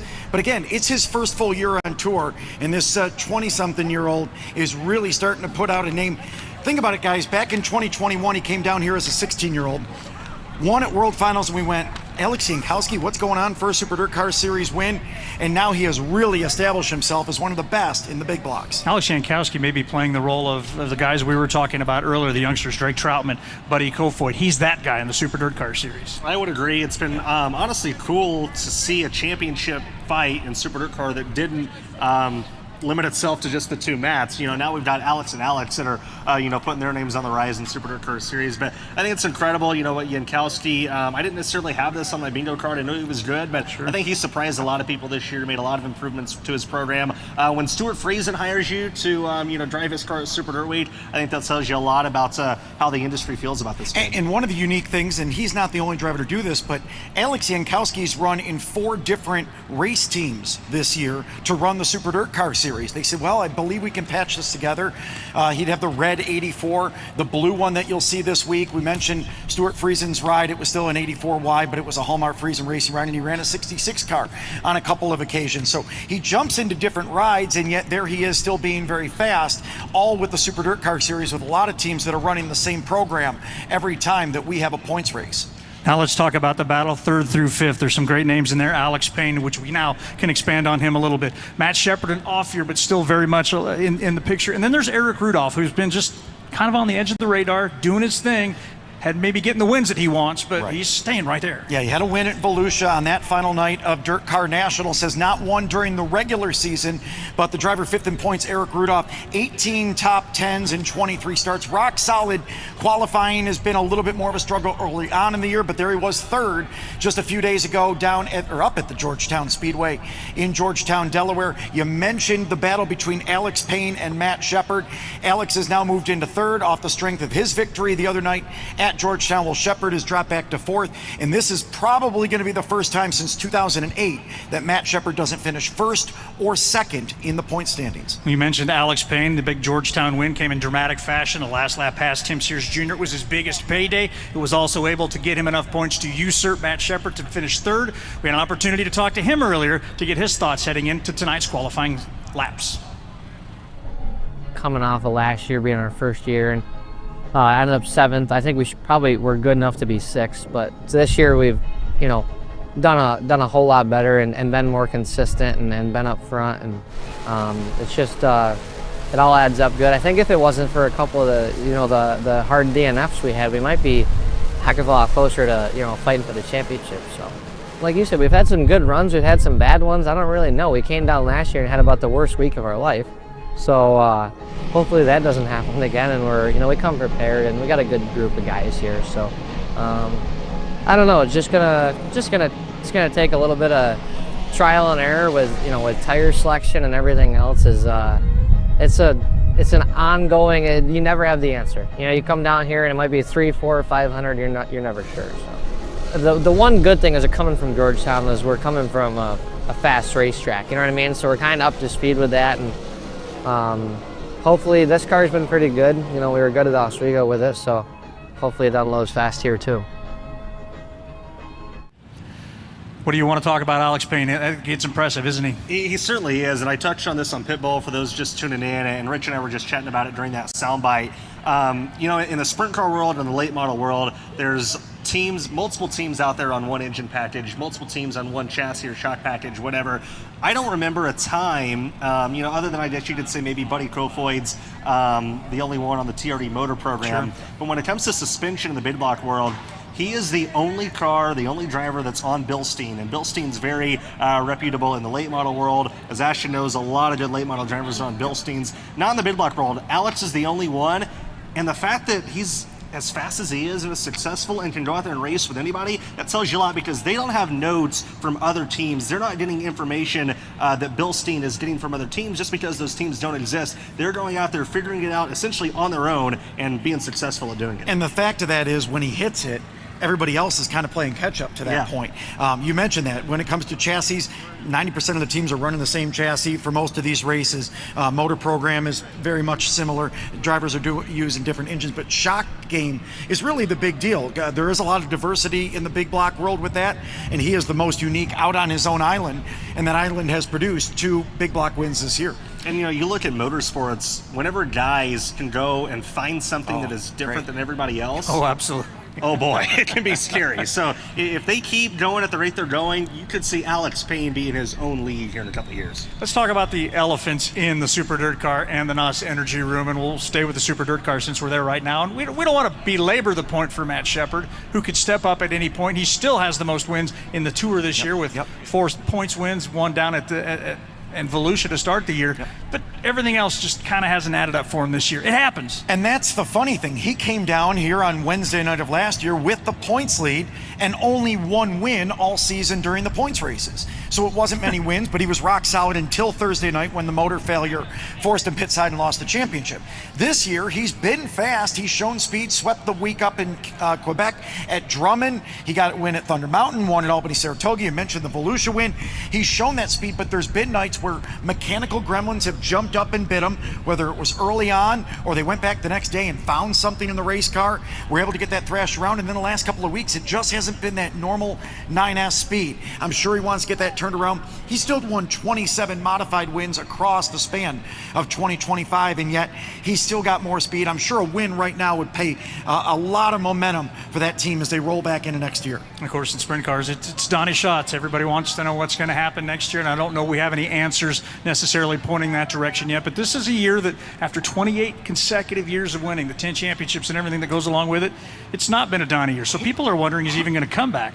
Well, I think this might just sit wrong with Donnie, and he's definitely going to be back. Yeah, for sure. Donnie will be back. I can tell you that with 100% certainty. He'll be back on the Outlaw Tour. They're still finalizing what car he's going to be in, but Donnie mentally is still there even after the down year. I mean, look, TSR just turned into a bad situation. It honestly needed to end. Maybe they should have waited till the end of the year. You can say, what if? They didn't, but it needed to end at some point. He goes, runs one night for Todd Quiring, junks the race car to Ogilvy, has to drive for Lunstra. The big game car was a new crew. Lunstra didn't really have a dedicated crew to run a national tour for multiple races, and then he gets in this car with Jason Sides. Jason's focused on the 7S, so Donnie's the crew chief on his own. He's got crew guys that haven't been on the road in a long time. They're borrowing motors, swapping them back and forth, and they just really don't have a whole lot of consistency with their program. So yeah, the whole year's been a wash for Donnie. It's not what Donnie, it's way below his expectations, but mentally he's still there, and he expects to come back next year and continue to win races every night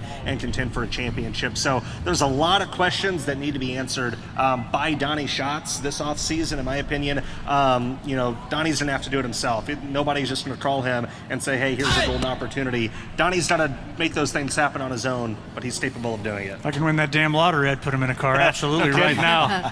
Well, let's talk about rookies real quick. Let's start all the way down on the end. Drake Troutman, we've already talked a lot about this young man. He's turned into something special this year. A lot less bench sheet metal, a lot more consistency, and that seems to be what he needs. Yeah, 100%. And keep in mind, it's just Drake and Hunter most of the time on the road together. So Drake's doing a lot of the work on his own race car, something that we see a lot in late model racing, but not just a driver and one other crew member on the team.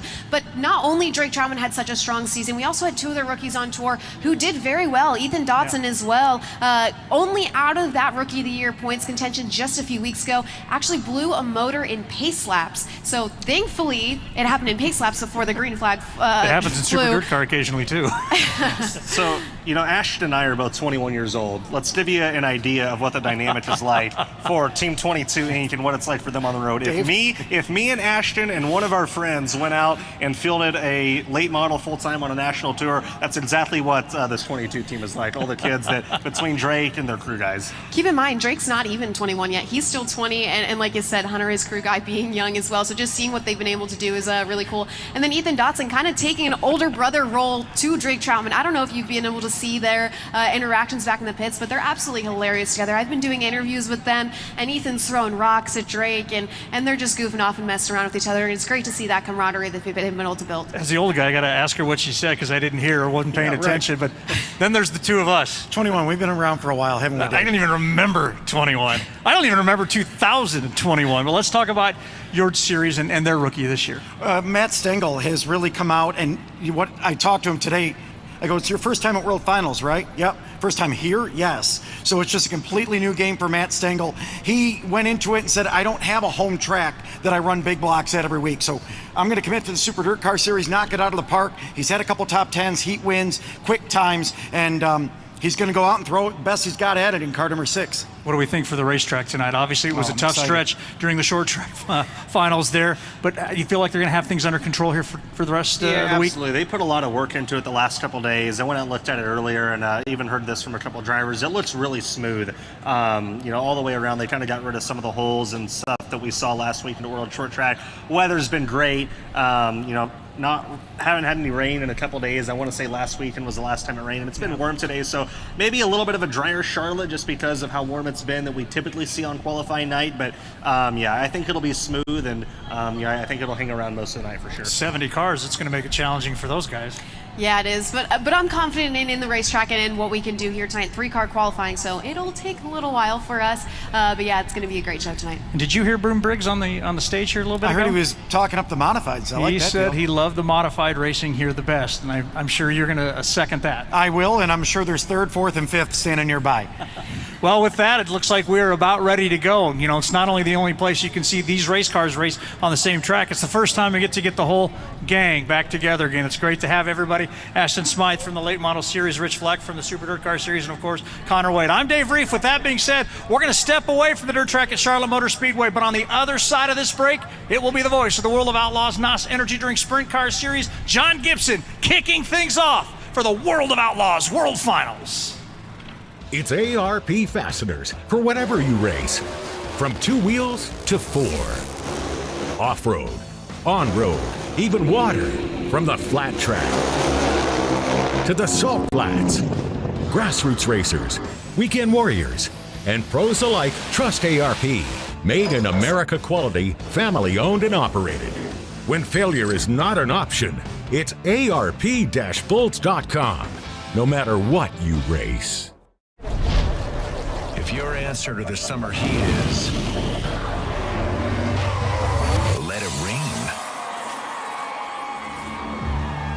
we're looking for you. Join us at Toyota Racing.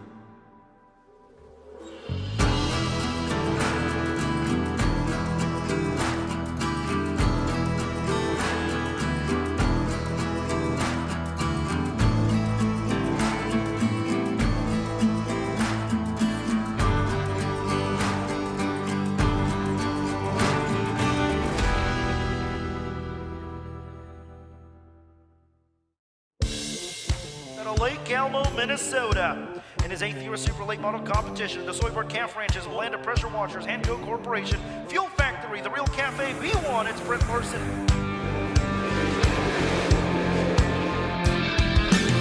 Only the toughest drivers can handle the World of Outlaws Late Model Series.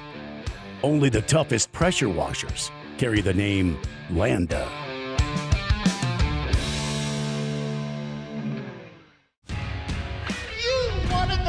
You got them for abreast, often imitated, never duplicated. The greatest show on dirt, the World of Outlaws!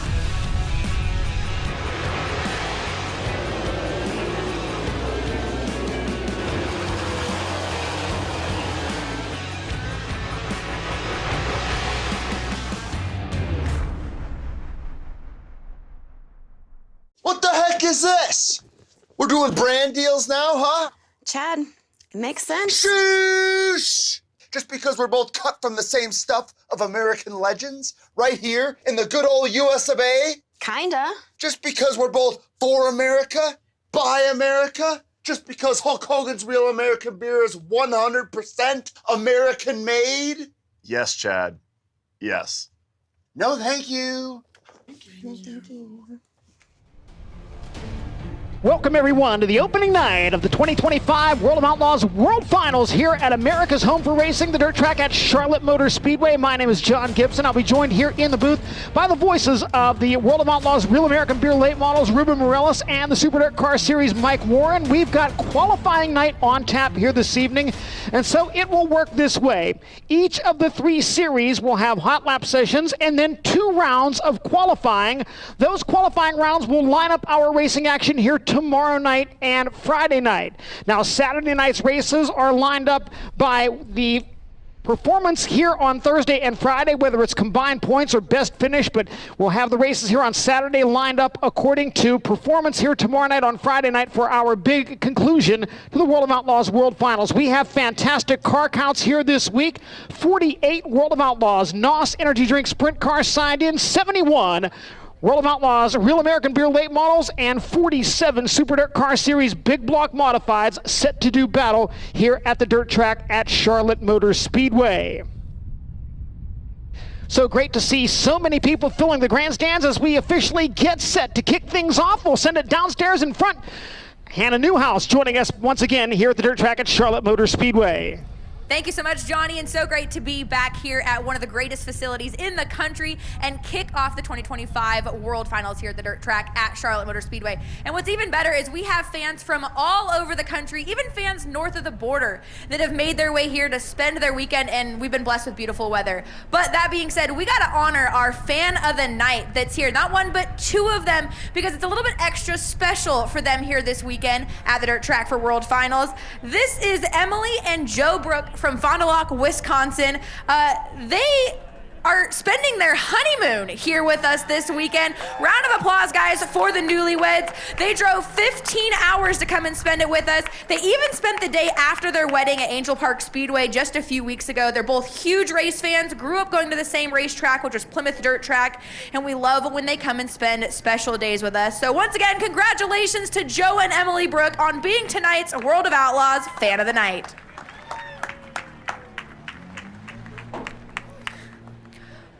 With that now in the books, it's time to officially get things underway. If you're here with us on the property, we do ask if you please rise if you are able and remove your hats.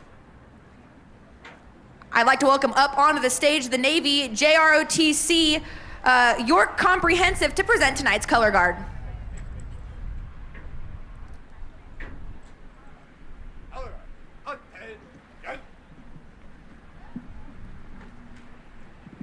And joining me here this evening for tonight's invocation, please welcome Greg Nitz with Racing with Jesus Ministries. Greg. Thank you. All Christianity is based on the Christ, so it'd be very important to know what Jesus the Christ said. He said, I am the way and the truth and the life. No one comes to the Father except through me. And at the same time, he said, when you have seen me, you have seen the Father, for the Father and I are one. Let's pray.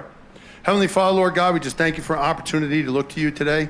We thank you for this beautiful weather here at the dirt track of Charlotte 2025. We pray that your hand of mercy be upon everybody here. You know the needs. Pray that you meet them. Most of all, keep everyone safe. Help us to extend and to reflect the love, mercy, and grace that you give us in every day. It's in Jesus' name we pray. Amen. Amen. Please welcome Bailey Marie from Gastonia, North Carolina, here to sing tonight's national anthem.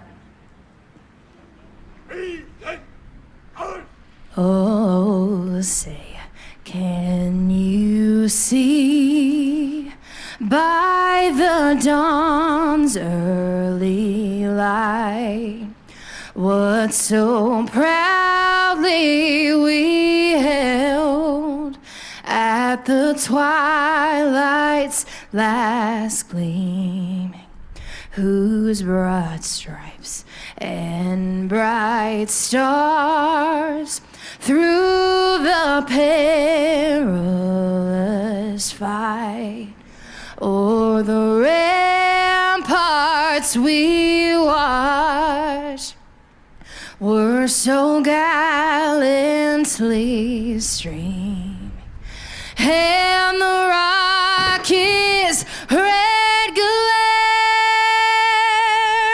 the bombs bursting in air, gave proof through the night that our flag was still there. Oh, say does that star-spangled banner yet wave o'er the land of the free and the home of the brave.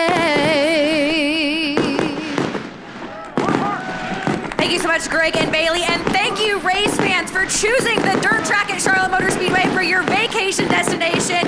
Johnny, Ruben, Mike, it's time to officially kick things off here for the 2025 World Finals and get some race cars on the track. Hey, oh, let's go. Hey, oh, let's go. Hey, oh, let's go. Hey, oh, let's go. The moment in a straight line. You're going through a tight one. You keep the list of their mind. Let's creep up. The pilot in the back seat. The generous in it. The things in the back seat. Let's creep up. Hey, oh, let's go. Shoot them in the back now. What they want, I don't know. They're all ripped up and ready to go. The moment in a straight line. You're going through a tight one. With opening ceremonies officially completed, we begin to stage sprint cars on the lane on the outside of corner number 2 for the first of 6 Wedge High Performance Karts practice sessions as we prepare for Honest Abe Roofing qualifying. Honest Abe Roofing qualifying split into 2 flights this evening. Flight A will be the drivers that compete tomorrow night in heat races 1 and 2. Flight B will be the drivers in heat races 3 and 4 tomorrow evening.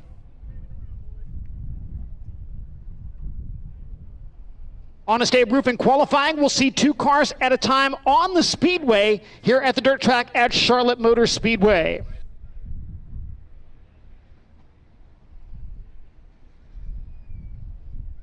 So the drivers in these 6 Wedge High Performance Karts practice sessions will roll onto the speedway based on their Honest Abe Roofing qualifying order. So the drivers out in the earliest groups will be the drivers out earliest in their respective flights of Honest Abe Roofing qualifying.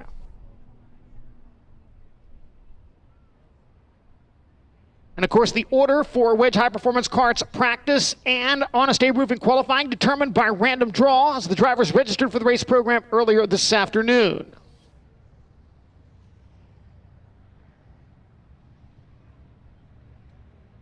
For the World of Outlaws NOS Energy Drink Sprint Car Series, action here at the dirt track at Charlotte Motor Speedway since the year 2000, when Sammy Swindell picked up the inaugural win on May 25th of that year, and Mark Kinsler went to victory lane 1 night later.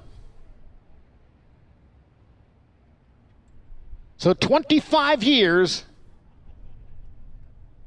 of sprint car competition here at the dirt track at Charlotte Motor Speedway.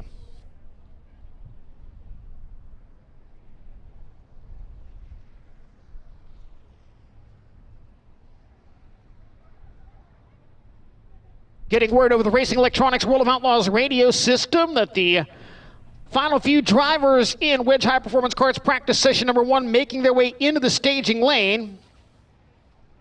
Race fans, race into your local O'Reilly Auto Parts for an ice-cold NOS energy drink 16-ounce can. O'Reilly Auto Parts, your professional parts people.